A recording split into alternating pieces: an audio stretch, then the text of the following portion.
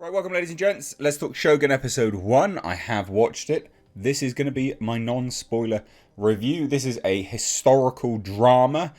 It's not necessarily truly historical in the aspect of character names and things like that, but it is based on a real power struggle that occurred in Japan.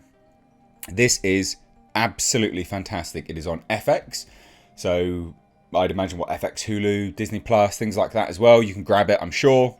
Google your respective locations to figure it out, but it's fantastic. Hiroyuki Sanada, Cosmo Jarvis. So Hiroyuki Sanada plays a leader of, because it's kind of feudal Japan, isn't it? Right. So it tells a tale of Hiroyuki Sanada clearly building power. Presumably, he's going to become the Shogun, I would presume. But his story currently is very, very interesting. Cosmo Jarvis plays John Blackthorne, who is a pilot sent from England to try and find the... what was it? How did they say it? Japanese was how they called it. Japanese. Bloody interesting way of saying it. You've actually really got to tweak your thinking to say it that way. Because obviously we say Japanese. Japanese. It's bloody difficult. But this is brutal. And it is... true, historically true, culturally true, for all intents and purposes. From what I can find, there may be a Japanese person that's going to disagree, and I'd love to know what they don't get right. But from what I can tell, this is very accurate, very true, very much, playing the real life events, but obviously dramatizing elements to them with different characters and things. And my God, is it brutal? Have I said that? First episode, we've got all kinds of seppuku going on. I think it's called seppuku or seppuku. Ritualistic death, suicide. Oh, shouldn't have said that. We'll get demonetized. God damn. But yeah, it's all over the place. But my goodness me, are the visual effects absolutely outstanding. It's incredibly well made. This is slated to be a mini-series. So I'll just read off what they say anyway, and I'll give you my review a little bit, moving forwards. But Shogun, American historical drama limited series, created by Rachel Kondo and Justin Marks, based on the 1975 novel of the same name. It is set in Japan in the year 1600. Lord Yoshi Toranaga, who is Hiroyuki Sanada's character, fighting for his life as his enemies on the Council of Regents, because he plays a regent, so he's in control of a certain area, unite against him when a mysterious European ship is found marooned in a nearby fishing village. Now, on that ship, they have a whole bunch of weapons from the Western world, and one would imagine they will factor into this moving forwards. I've not watched episode 2 yet. I will watch episode 2, but I loved everything about this. They use subtitles. Good. I know that sounds dumb, but yeah, they're respecting the language, making you read it. Good. It's so good to see. The whole thing is great. When do we get things? I've been saying for a while, we need diversity through programming, not diversity through casting, right? I've said that many, many times. When you do diversity through casting, it just becomes a homogenous blob. The stories are all the same. You do diversity through storytelling, so narratives, and programming, then you get true diversity.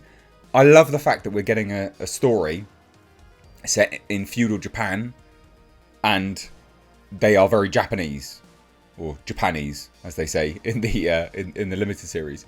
Cosmo Jarvis is great as this John Blackthorne character.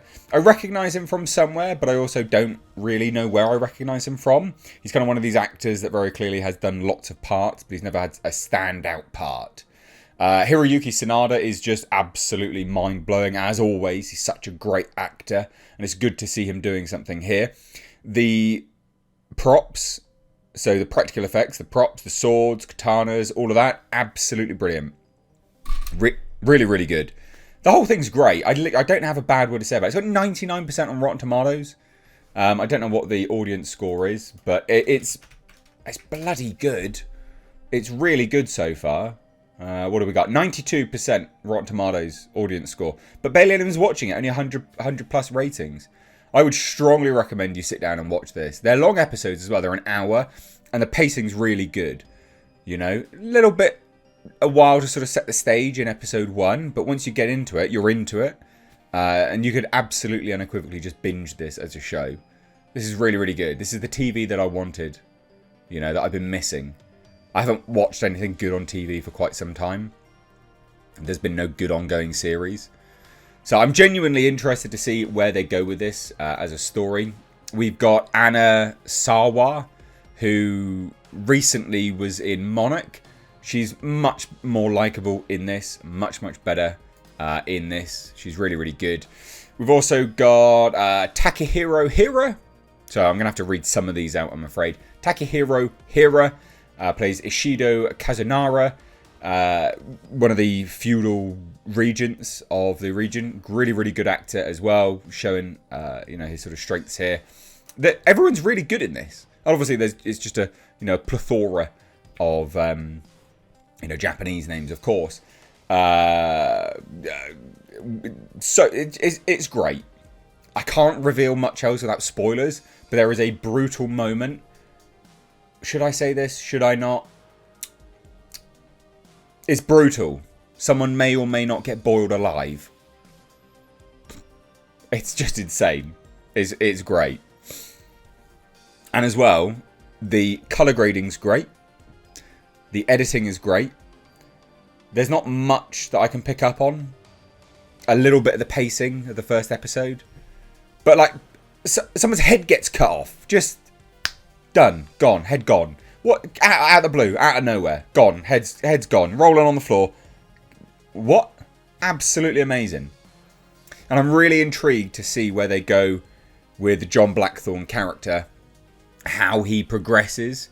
Because he's now kind of moving forwards. Or, I mean, his life's on the line, obviously. Obviously, he's not going to die, I would imagine. Clearly not. But his life is on the line currently. So it's not a spoiler to say that, he's obviously going to make it out. I would imagine so. But I want to know how.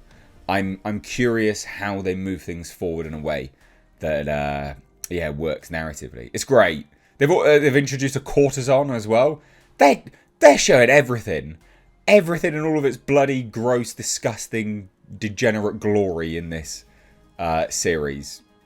And they don't shy away from the stuff which traditionally did happen. So like seppuku, for instance, or seppuku. For your entire family. To stop your bloodline. I mean, it's brutal. This stuff is insane. So, yeah, pretty good. I'm genuinely glad I started watching it. And I would strongly recommend you guys watch it.